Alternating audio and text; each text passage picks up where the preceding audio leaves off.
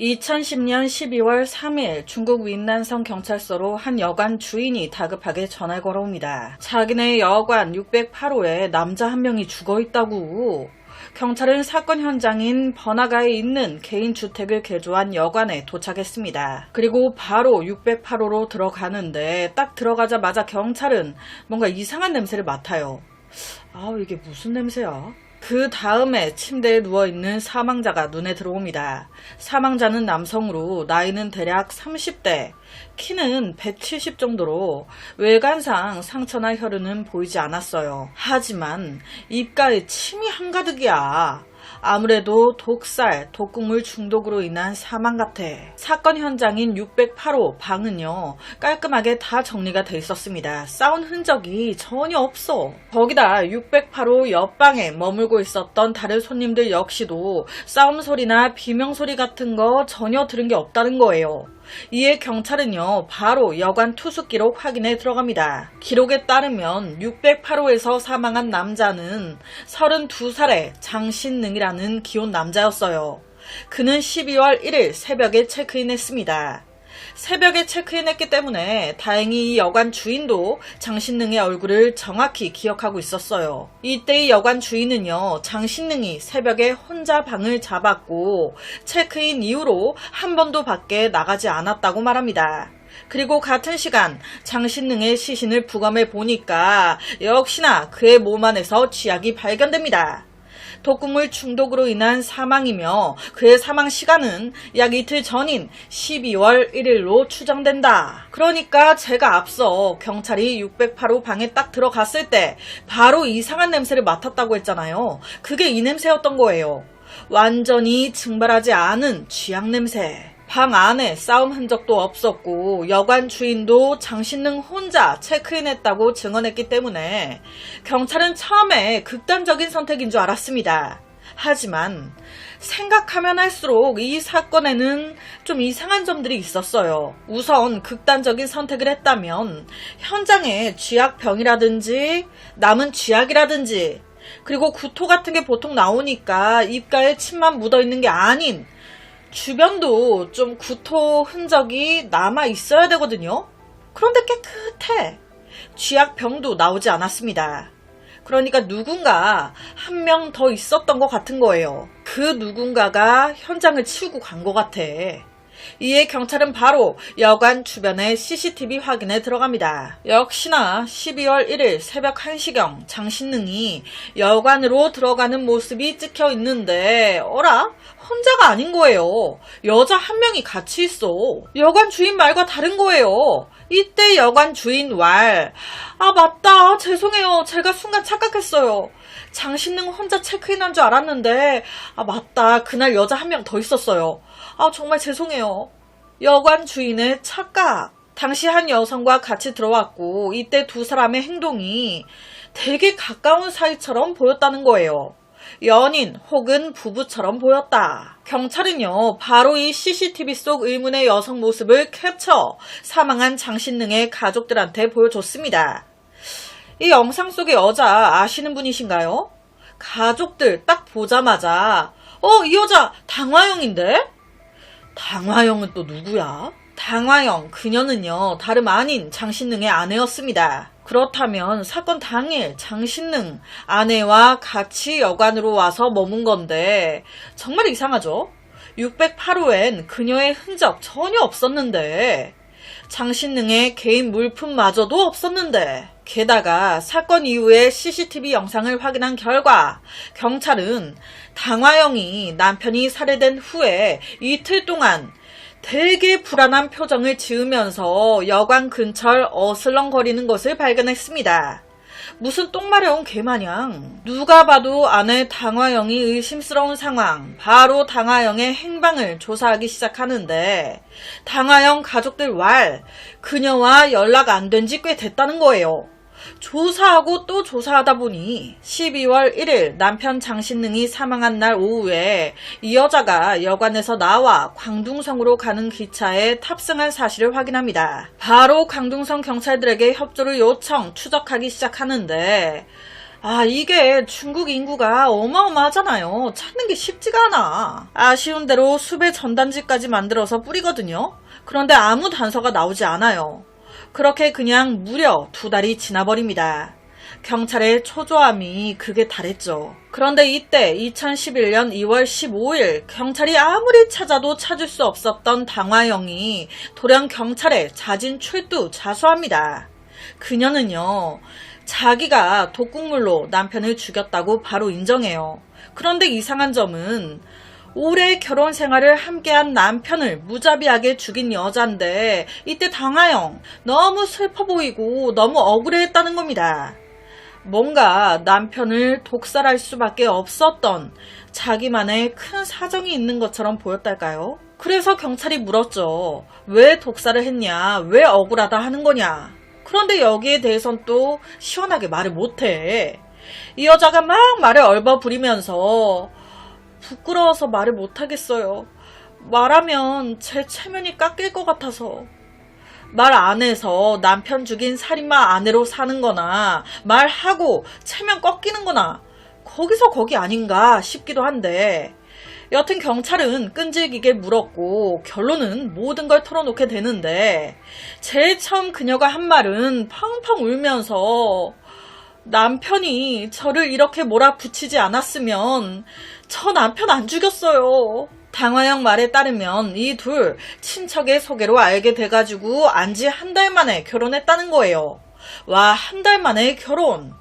당시 결혼이 서로 반해가지고 한 달 만에 청혼, 결혼하자 이렇게 된 게 아닌 가족들이 막 밀어붙여가지고 한 달 만에 결혼한 케이스였습니다. 급하게 이루어졌기 때문에 두 사람 사이에 감정이 그렇게 깊지 않았어요.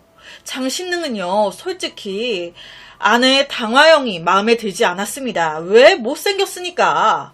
그래서 결혼 초기 때부터 계속 아내한테 너 진짜 못생겼어. 괴물 같아. 너는 내가 이때까지 맞선 본 여자들 중에 제일 최악이야. 제일 못생겼어. 내가 네 집안 좋아서 결혼한 거지. 너 집안 안 좋았으면 내가 너 거들떠라도 받겠냐? 내가 미쳤다고 너랑 결혼했겠어? 절대 안 하지. 뭐 지 얼굴은 잘생겼나? 아주 웃겨요. 여튼 실제 이렇게 말을 자주 했다고 하고요. 심지어 사람들 많이 있을 때도 아내를 그렇게 조롱하고 무시하고 이런 남편과 같이 사는 아내가 기가 펴지겠습니까? 자존감이 쭉쭉 낮아지지. 입이 독하고 사람들 앞에서 아내를 모욕하는 것도 모자라 그는 게으르기까지 했습니다. 아내한테 정이 없는 사람이에요. 열심히 일해야 될 이유를 느꼈겠습니까? 일도 안 하고 집안에만 처박혀가지고 자고 처먹고 자고 처먹고 따라서 모든 집안일과 생활비는 모두 당화영이 짊어져야 했습니다. 웃긴 게요. 주둥이로는 당화영 못생겼다고 난 네 집안 아니었으면 너랑 결혼 안 했어. 너 괴물 같아. 오만 욕을 하면서 할 건 다 했어. 두 아이를 낳습니다. 아이를 낳은 후에도 그는 느껴지는 게 없었나 봐요. 장신능은 여전히 책임감 없이 행동했고 집안의 모든 지출과 양가 부모의 부양은 오롯이 아내 당화영의 몫이었습니다. 아니, 지금 아내가 다 하잖아요. 별반 집에서 하는 것도 없으면서 뭐가 그렇게 아내한테 불만이 많은지 술만 마시면 또 그렇게 아내를 때려. 아주 콤보로 쓰레기 짓거리 다 하고 있는 거예요. 아내를 개무시하는 거죠, 지금. 저 같으면 바로 그냥 뒤집어 엎어버리고 사네 못 사네 했을 것 같은데 아마 당화영도 이런 생각을 했을 거예요. 그 누구보다 이 괴물과 같이 살기 싫었겠지. 그런데 자꾸 마음에 걸리는 거예요. 누가? 내 금쪽 같은 두 아이들이. 나 편하자고 이혼하면 우리 아이들은 아비 없는 자식들이 되는 거 아니야. 옛날 어른들의 잘못된 생각이죠. 그렇게 그녀는요, 무려 10년을 참았습니다. 2010년이 됐어요. 무슨 바람이 들었는지 갑자기 일을 하겠대. 그래서 설이 끝나자마자 마을 사람들과 함께 광둥성으로 일을 하러 떠납니다. 그렇게 되면서 당화영은 좀 마음을 한시름 놨어요.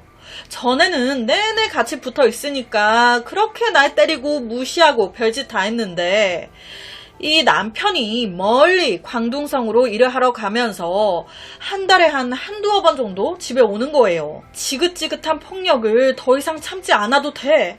그러면서 그녀의 생활이 훨씬 나아졌습니다.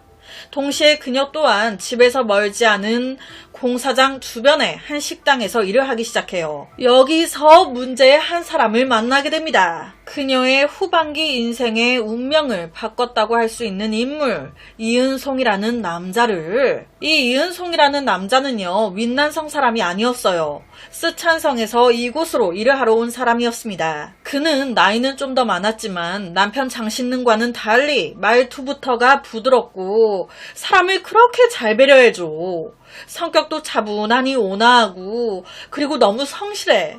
가장 중요한 점은 이 남자 당화영에게 너무 잘해줬다는 겁니다. 너무 다정해. 내내 쓰레기 같은 놈만 보다가 정반대의 남자를 만나게 되면서 당화영 이러면 안 되는데 마음이 좀 가기 시작하는 거예요. 그런데 앞불싸 이은송도 그래. 내가 좋대. 그러면서 이 둘 불륜 사이로 발전이 된 겁니다. 장신능이 한 달에 한두어 번 집에 왔어요.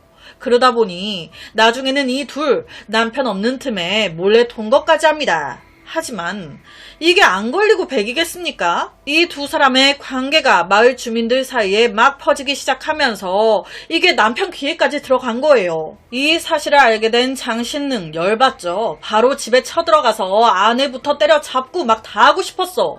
그런데 참습니다. 집에 안 쫓아가고 전화를 해요. 너 내가 다 들었어. 좋은 말로 할 때 헤어져. 마지막 기회야. 라고 하면서 내가 불안해서 안 되겠으니까 아이들 시부모님 집에 맡기고 너도 여기 광둥성으로 와서 일해. 이쪽으로 넘어와.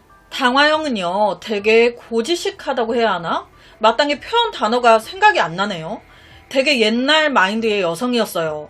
남편 말에 충성. 전통적인 순종적인 여성이었다 보니 남편 말에 다 따릅니다.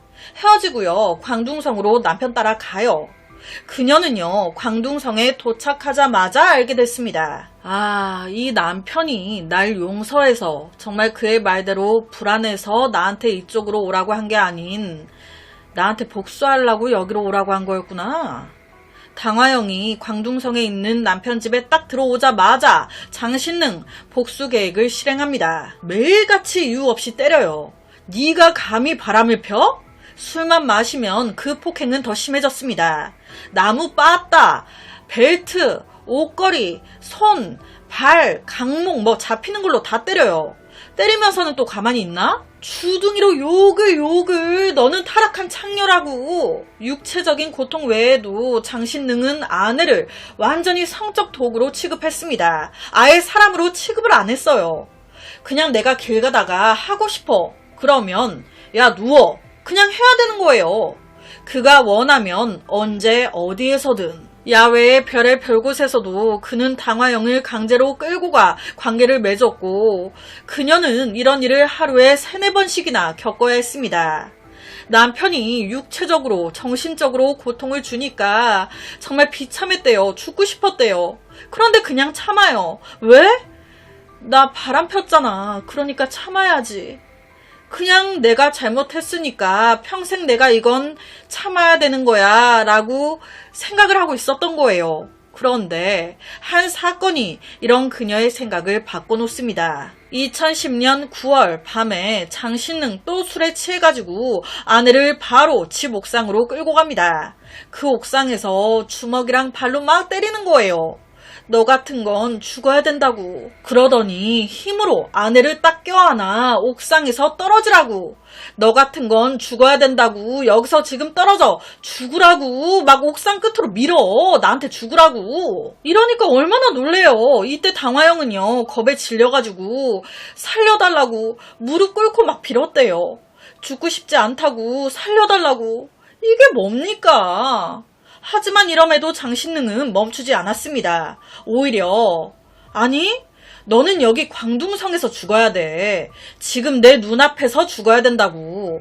왜 그런지 알아? 그래야 네가 죽어도 바로 시신 수습할 사람이 없으니까 방치돼서 혼자 썩을 거 아니야.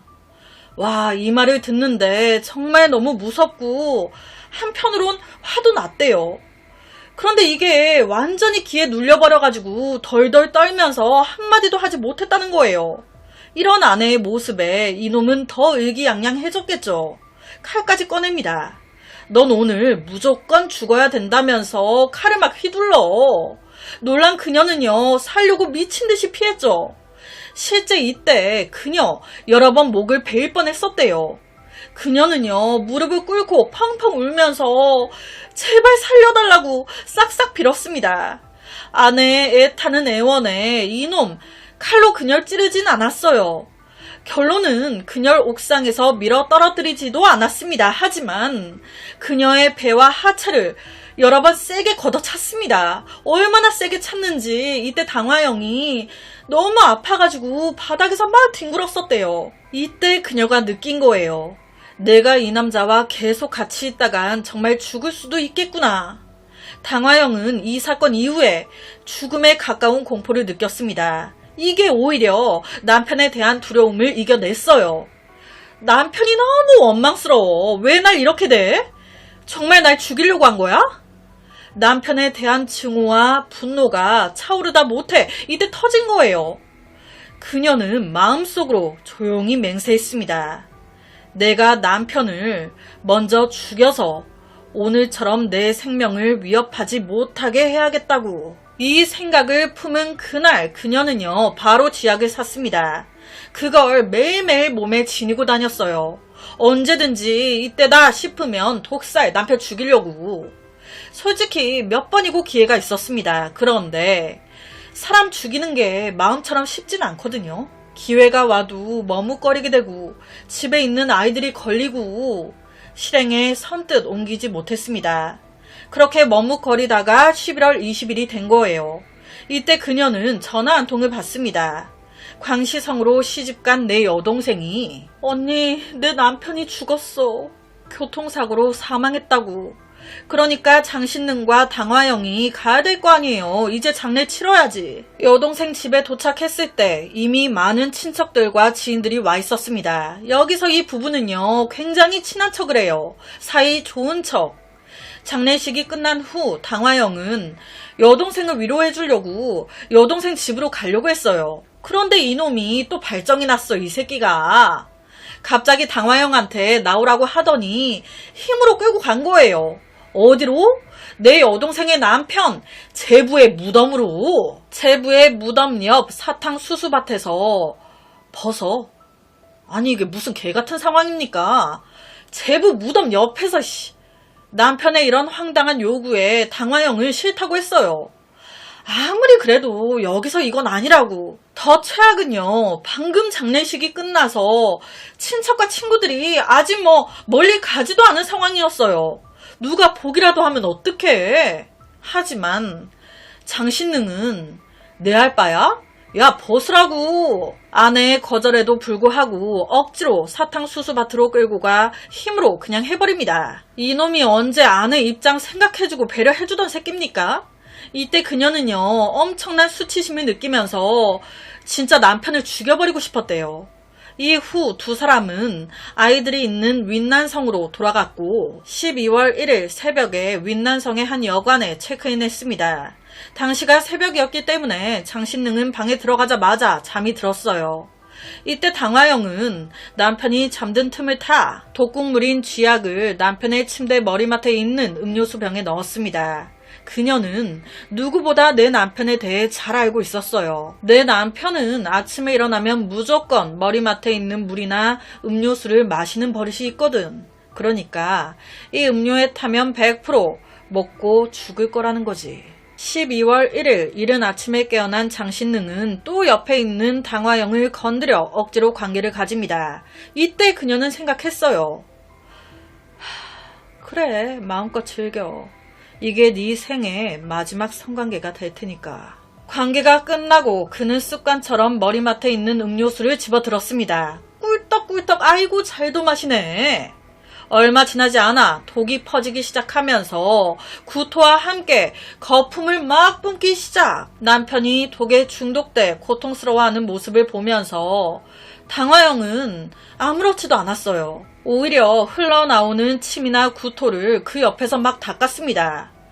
아, 이게 이렇게 막 나오는구나. 이거 언제까지 나오나? 그렇게 얼마나 시간이 지났을까?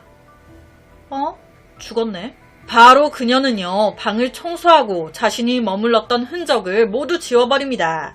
그리고 그 후에 쥐약이 담긴 병과 쓰레기를 모두 버리고 광둥성으로 도망갔던 거예요. 당화영은요, 이 모든 이야기를 하면서 남편 죽인 걸 후회한다고, 내가 너무 충동적으로 그런 행동을 했다고, 남편 죽이고 광둥성으로 도망가 있었던 약 2달 동안 너무 불안하고 초조하고 한시도 편하게 발 뻗고 잔 적이 없다는 거예요. 매일 밤 눈 감으면 그렇게 남편이 죽던 독약에 괴로워하고 있던 그 모습이, 그 순간이 자꾸 생각나. 하루하루가 고통이야. 안 편해. 그러니까 이렇게 사는 게 의미가 있나, 그냥 자수하자, 이렇게 됐던 거예요. 그녀는요, 막 울면서 경찰에게 용서를 구했습니다. 하지만 경찰이 재판을 하는 게 아니잖아요. 법원, 판사가 하는 거지. 2년 후인 2013년 재판이 시작됐습니다. 여기서 그녀는 남편이 날 끝까지 몰지 않았으면 나 남편 안 죽였을 거라고. 정말 당화영의 삶이 비극이긴 해요. 이 죽은 놈도 잘한 게 하나 없어. 정말 둘 중 하나 죽어야 끝나는 결혼 생활을 했구나 라는 생각이 들기도 해요. 당화영이 안 죽였다면 당화영이 죽었겠네. 그런데 살인은 절대 정당화가 될 수 없잖아요. 결론은 고의살인죄 성립으로 사형 플러스 정말 다행히도 2년의 집행유예가 나옵니다. 사형에 집행유예 2년, 이게 무슨 말이냐 쉽게 말씀드리면 너 2년 동안 감옥생활 잘하면 무기징역으로 감형시켜줄게, 이거예요. 솔직히 그녀 말이 맞다면 저는 개인적으로 이 무기징역도 너무 센 거 아닌가 라는 생각이 좀 들기도 하는데, 만약 그녀가 헤어지자, 이혼하자 했으면 이놈이 알겠다 하면서 깨끗하게 헤어져 줬을까요? 전 그것도 아닐 것 같은데. 죽이는 게 아닌 경찰에 신고를 했어도 됐을 거예요. 그런데 또 드는 생각이, 신고했어요. 감옥 생활 오래 했을까요? 잠시 구금됐다가 다시 바로 풀려나지 않았을까? 그럼 풀려난 그가 아내를 또 가만히 뒀을까요? 더 심하게 괴롭혔을 것 같은데. 아무래도 사형의 집행유예가 나온 또 하나의 큰 이유가 이런 다른 방법이 있었음에도 불구하고 이런 방법은 하나도 안 해보고 바로 살인으로 간 거가 또 한몫한 것 같긴 해요. 여러 가지 다 해봤는데 계속 괴롭혀. 뭐 이거는 누가 봐도 둘 중 하나 죽어야 끝나는 거야. 근데 내가 죽을 순 없으니 죽인 거다, 뭐 이렇게 돼야 되는데 다른 방법이 있었음에도 불구하고 하나도 써보지 않고 바로 죽였으니 그 벌은 받아야지. 약간 이런 느낌? 이 두 사람의 결혼은요, 한 달 만에 이루어졌습니다. 여기서부터가 잘못 끼워진 것 같아요. 너무 서로를 잘 모르는 상태에서 등 떠밀려 결혼해버렸어. 오늘 제가 준비한 사건은 여기까지입니다. 어떻게 들으셨나요? 매일 저녁 10시 25분 모미지 업로드, 구독과 좋아요, 그리고 새로운 영상이 업로드 될 때마다 띠링띠링 알려주는 알람 설정까지 한 번씩 부탁드립니다. 내일 저녁 또 다른 사건으로 찾아뵙겠습니다. 내일 봬요. 조명이 이상해. 안녕.